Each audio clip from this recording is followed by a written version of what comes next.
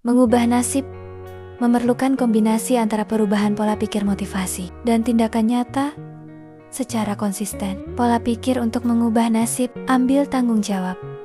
Nasibmu adalah hasil keputusanmu, bukan salah orang lain.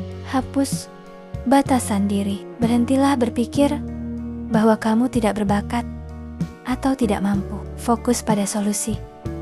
Berhenti mengeluh tentang masalah. Mulailah mencari jalan keluar.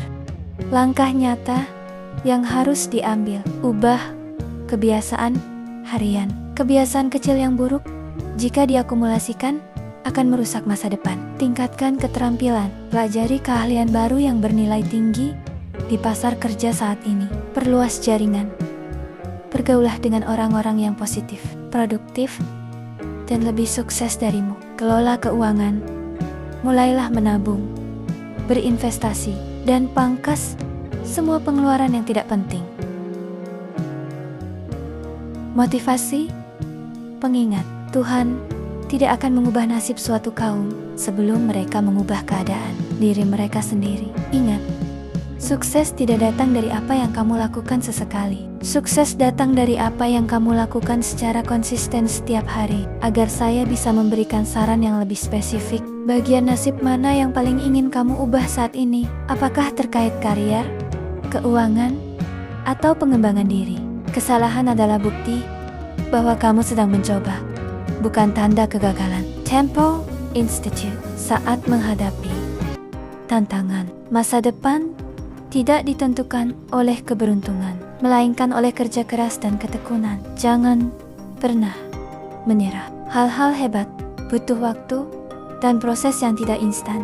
Sahabat Pegadaian, temukan lebih banyak inspirasi dan kutipan harian lainnya di koleksi video motivasi Tiada Hari Tanpa Belajar, Canva, atau telusuri kumpulan kata motivasi lainnya untuk mengembalikan semangat Anda. Perubahan nasib tidak terjadi dalam semalam, melainkan hasil dari rentetan keputusan kecil yang diambil dengan penuh kesadaran setiap harinya. Berikut adalah pembahasan yang menarik dari video motivasi ini, yang mendalam dan panjang untuk merenungkan serta memicu perubahan hidup Anda. 1. Menembus batas takdir. Nasib bukanlah sebuah garis mati yang mendikte kemana arah langkah kaki Anda, melainkan sebuah tanah liat yang siap dibentuk oleh jemari kerja keras Anda sendiri. Mengeluhkan keadaan hari ini hanya akan membuang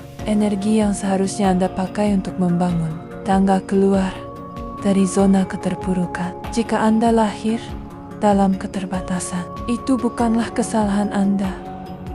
Namun, jika Anda meninggalkan dunia ini dalam kondisi yang sama, tanpa pernah memperjuangkan perubahan, disitulah letak kegagalan yang sesungguhnya. Berhentilah menunggu keajaiban datang menjemput, karena keajaiban yang nyata adalah keberanian Anda untuk mulai melangkah hari ini. 2. Konsistensi di tengah sepi.